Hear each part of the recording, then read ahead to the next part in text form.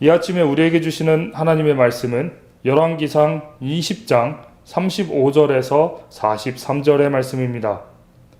열왕기상 20장 35절에서 43절 말씀 제가 받들어 읽습니다. 선지자의 무리 중 한 사람이 여호와의 말씀을 그의 친구에게 이르되 너는 나를 치라 하였더니 그 사람이 치기를 싫어하는지라. 그가 그 사람에게 이르되 내가 여호와의 말씀을 듣지 아니하였으니 내가 나를 떠나갈 때에 사자가 너를 죽이리라. 그 사람이 그의 곁을 떠나가더니 사자가 그를 만나 죽였더라. 그가 또 다른 사람을 만나 이르되 너는 나를 치라 하매 그 사람이 그를 치되 상하도록 친지라. 선지자가 가서 수건으로 자기의 눈을 가리어 변장하고 길가에서 왕을 기다리다가 왕이 지나갈 때에 그가 소리질러 왕을 불러 이르되 종이 전장 가운데에 나아갔더니 한 사람이 돌이켜 어떤 사람을 끌고 내게로 와서 말하기를 이 사람을 지키라.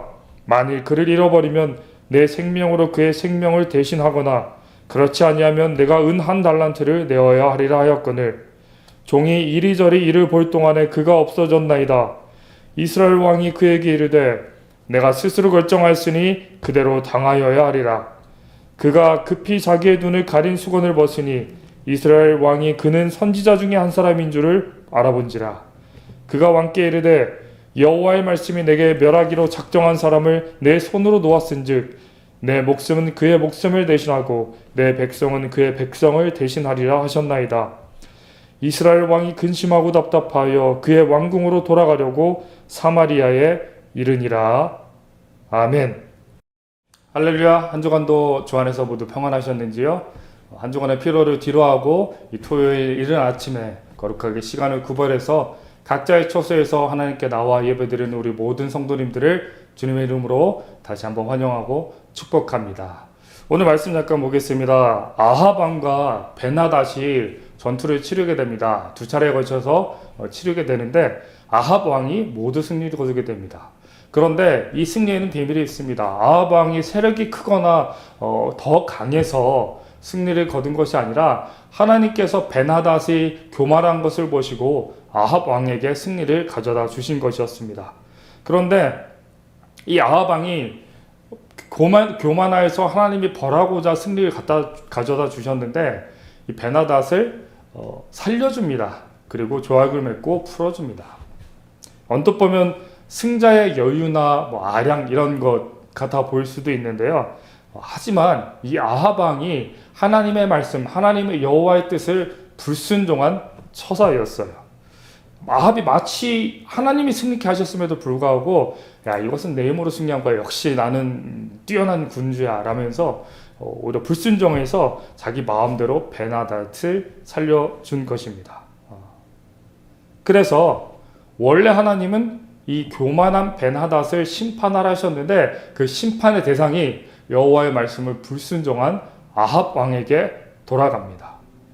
하나님이 이 경고의 메시지를 주시는데요. 오늘 이제 본문의 이야기입니다. 이 경고의 아합 왕에게 주는 경고의 메시지를 굉장히 기이하면서도 특이한 방법으로 그렇게 전하고 계십니다. 오늘 본문 말씀 35절에 이렇게 되어 있습니다. 불현듯 선지자 한 명이 그 선지자 무리 중에 친구 선지자에게 야 나를 쳐 라고 얘기를 해요. 친구는 되게 당황스러웠겠죠. 아무리 여호와의 말씀이라도 여호와의 말씀이니 나를 치라 이렇게 얘기했는데 아무리 여호와의 말씀이라도 아니 뭐 뜬금없이 나를 치라고 매우 치라고 하는데 이거를 누가 그래도 알았어 너 잘 걸렸어 내가 한번 본때를 보여주겠어 누가 이러겠어요? 그래서 이 친구 선지자가 정중했던 모양이에요. 나는 너를 칠 수 없다. 그리고 거절을 합니다. 그랬던데 더욱 의아하고 이상한 것은 자신을 치라는 이 친구 선지자의 말을 거부한 이 선지자는 사자에 물려서 죽게 됩니다. 사자에 물려서 죽게 돼요. 의아한 일은 여기서 멈추지 않고 계속됩니다.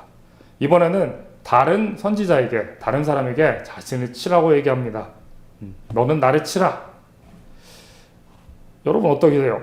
이 말을 안 듣고 처음 친구 선지자가 자신이 치라는 얘기를 거절하고 사자에 물려 죽은 것을 보았는데 여러분 어떻게 하시겠어요? 당연히 친구를 쳐야 되겠죠. 친구고 뭐고 안 그러면 내가 사자에 물려 죽으니까요. 그래서 친구를 매우 칩니다. 여러분 어떻게 생각하십니까? 이 아합과 베나닷의 갈등 구조 후에 갑자기 나타난 이 선지자와 이 선지자의 친구들의 이 동료라고 해야 될까요? 이야기를 어떻게 받아들이시나요? 이해가 되시나요? 왜 그럴까요? 말씀을 묵상하는 우리는 여기서 어떤 메시지를 얻어야 할까요?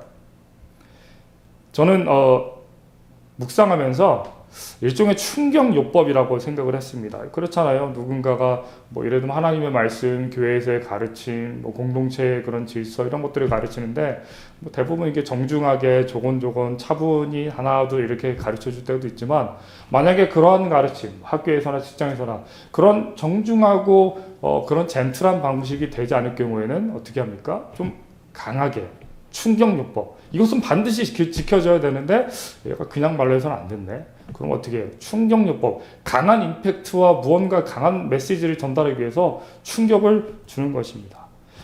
저는 그렇게 생각했어요. 이 선지자는 자신이 전해야 될 이 말씀의 효과를 극대화하기 위해서 나를 희생하면서까지, 자기를 희생하면서까지, 매를 맞아가면서까지 충격요법을 사용한 것이 아닐까 생각을 해보았습니다. 처음에는 나를 쳐라라는 얘기를 들은 친구 선지자는 듣지 않고 하나 여호와의 말씀임에도 불구하고 듣지 않고 치지 않았기 때문에 사자에 물려 죽었어요. 이 일이 벌어진 이후에 같은 말을 들은 다른 선지자의 마음 어땠을까요? 야, 이 친구가 도대체 왜 그러는지, 무엇 때문에 그러는지, 무엇을 위해 그러는지 알 수 없지만 이 말 듣지 않으면 나도 사자에 물려 죽겠구나. 그래서 칩니다. 이 친구를 치는데 어떻게 쳤냐? 37절에 보면 그를 치되 상하도록 친지라. 어때요? 충격요법이 좀 통했나요? 그냥 툭 치거나 뭐 이렇게 치는 흉내만 내도 됐을 텐데 아주 매우 쳐서 크게 다칠 정도로 쳤다고 합니다. 충격요법 된 것 같죠? 언뜻 보면 겁먹은 사람의 일반적인 반응처럼 보이기도 합니다. 하지만 이제 이 친구 선지자가 먼저 여호와의 말씀임에도 불구하고 듣지 않았기 때문에 사자에 물려 죽은 걸 경험한 이 선지자들, 뭐 말하는 사람이나 때리는 사람이나 똑같겠죠. 였기 때문에 크게 다치는 정도로 매를 맞는 것도 이 나를 치라고 얘기했던 선지자 입장에서는 문제가 되지 않았을 것입니다. 이 이름 모를 선지자의 의아한 자기 희생의 이야기를 통해서 우리가 주목해야 될 것은 무엇일까요? 바로 하나님의 말씀을 전하는 선지자의 태도, 하나님의 말씀을 대변하는 그리스도인의 태도가 아닐까라고 생각을 해보았습니다. 이거예요. 여호와의 말씀이 전해졌으면 반드시 들어야 된다. 반드시 전해졌으면 반드시 꼭 그 뜻이 이루어져야 한다. 이 메시지를 전하고 있는 것입니다. 여러분 어떻게 생각하십니까? 이 말씀을 듣고 있는 저와 여러분에게는 어떤 도전이 될까요? 혹은 예전에 이런 비슷한 말씀을 전했을 때 어떤 장모님, 권사님, 또 집사님들 중에서 저에게 이런 말을 하신 분들이 계셨어요. 아이고 목사님 그거야 말이야 좋죠. 하지만 여호와의 말씀을 대변하는 사람은 목사님, 성교사님, 전도사님, 장로님 이런 교회 직분자들, 하나님의 기름 부음 받은 자들 아닙니까? 그러니 마음껏 이 말씀의 적용을 우리 목사님 스스로에게 잘 하십시오. 라는 이야기를 들은 적이 있어요. 여러분 어때요? 전혀 그렇지 않습니다. 이것은 우리 모든 우리에게 주어지는 말씀입니다. 베드로전서 2장 9절에 이렇게 돼 있어요. 그러나 너희는 택하신 족속이요 왕 같은 제사장들이요 거룩한 나라요 그의 소유가 된 백성이니 이는 너희를 어두운 데서 불러내어 그의 기이한 빛에 들어가게 하신 이의 아름다운 덕을 선포하게 하려 하심이라. 아멘. 성경이 이야기합니다. 목사, 선교사, 전도사, 장로, 특별한 말씀을 전하는 순회 설교자, 하나님의 말씀이 특별하게 부름받은 기름 부은 자가 아니라 너희는 내가 택한 민족이다. 나의 소유된 백성이다. 너희 하나하나가 나를 아빠, 아버지로 부르는 너희 하나가 왕같은 제사장이다. 하나님의 나라, 나의 나라 그 자체이다. 내가 너희를 이렇게 부르는 이유는 너희로 하여금 내 이야기를 전하게 하기 위해서, 내 이야기를 전하고 사람들이 듣게 하기 위해서 너희를 불렀다. 이렇게 성경이 이야기하고 있습니다. 여러분, 우리 모두에게 부여된 책임입니다. 여호와의 말씀을 반드시 전하는 것, 전해진 말씀을 반드시 사람들로 하여금 듣게 하는 것. 이것이 오늘 본문의 이야기가 아닐까라며 묵상을 해보았습니다. 사랑하는 성도 여러분, 여러분은 예수님을 구세주로 받아들이셨나요? 하나님의 자녀이고 하나님의 백성님을 믿음으로 고백하고 선포하시나요? 그렇다면, 아멘으로 응답하셨다면, 그렇다면 주님의 이름으로 권면합니다. 하나님의 말씀을 무엇보다 소중히 여기십시오. 우리가 시편도 있고 잠언도 있고 신학성경도 있고 쭉 있잖아요. 올해 안에 계속 읽어 나갈 텐데, 이 귀한 말씀, 여호와의 말씀 꼭 전해줘야 될 말씀입니다. 내가 정말 꿀보다도 더더한 하나님의 말씀, 내 발의 등이여 내 길에 비친 이 귀한 말씀을 내 마음속에 깊이 간직했다면, 목사나 전도나 직분과 부르심과 관계없이 하나님을, 예수님을 구세주라고 고백하는 저와 여러분 모두는 반드시 이 말씀을 전할 의무가 있고, 이 전해진 말씀이 상대가 반드시 듣게끔 해야 되는 그런 막중한 책임이 있다는 것임을 우리가 기억하였으면 좋겠습니다. 순종하십시오. 아하방처럼 불순종하지 마시고, 첫 번째 친구 선지자처럼 에이 내가 너를 어떻게 쳐, 에이, 불순종하지 마시고 말씀 가운데 순종하시기 바랍니다. 이제 말씀을 마무리하려고 하는데요. 오늘 나를 치라고 했던 선지자의 자기 희생이 들어가 있잖아요. 때로는 그렇습니다. 사도 바울도 그렇고, 우리 초대교회 교부들, 또 예수님의 제자 많은 사도들도, 그 당시는 워낙 척박한 상황이고 박해받는 그런 환경이기도 했지만, 하나님의 말씀, 여호와의 말씀을 전할 때에는 반드시 자기 희생, 어려움과 고통과 고난, 환난이 동반이 되었어요. 사도 바울 유명하잖아요. 감옥에도 가고 두들겨 맞고 죽을 고비를 수차례 넘기고 나중에는 목이 잘려 죽는 그런 어려운 가운데 있었습니다.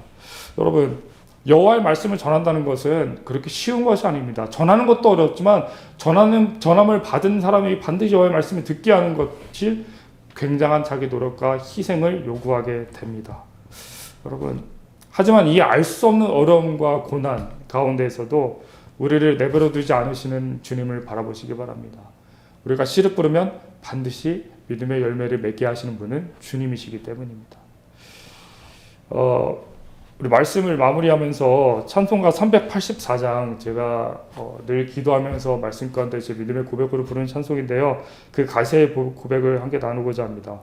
나의 갈 길 다가도록 예수 인도하시니 믿음으로 사는 자는 하늘 위로 받겠네. 무슨 일을 만나든지 만사 형통하리라. 어려운 일 당한 때도 족한 은혜 주시네. 나의 앞에 반석에서 샘물 나게 하시네. 영영부를 나의 찬송 예수 인도하셨네. 아멘. 여러분, 희생과 어려움 속에서도 여호와의 말씀을 순종하며 막중한 책임감으로 자기 희생, 내가 아픔과 어려움이 있을지라도 순종하며 선포했을 때 우리 주님께서는 반드시 무슨 일을 만나든지 만사 형통케 하실 것입니다. 하늘 위로를 받고 족한 은혜를 받게 될 것입니다. 예수님의 인도하심을 우리가 날마다 영영부를 나의 찬송 예수 인도하셨네라고 찬양하고 찬송하게 될 것입니다. 이 말씀을 붙들면서요, 오늘 하루 또 그리고 우리의 남은 모든 일상들을 말씀을 붙들면서 주의 사랑을 전하고 여호와의 말씀을 전하고 꼭 전하고 반드시 그 전한 말씀을 들어 지키게 하는 그런 놀라운 은혜를 누리는 저와 여러분 되시기를 주님의 이름으로 축복합니다. 기도합니다. 사랑하는 주님, 영영부를 나의 찬송 예수 인도하셨네 믿음으로 고백합니다.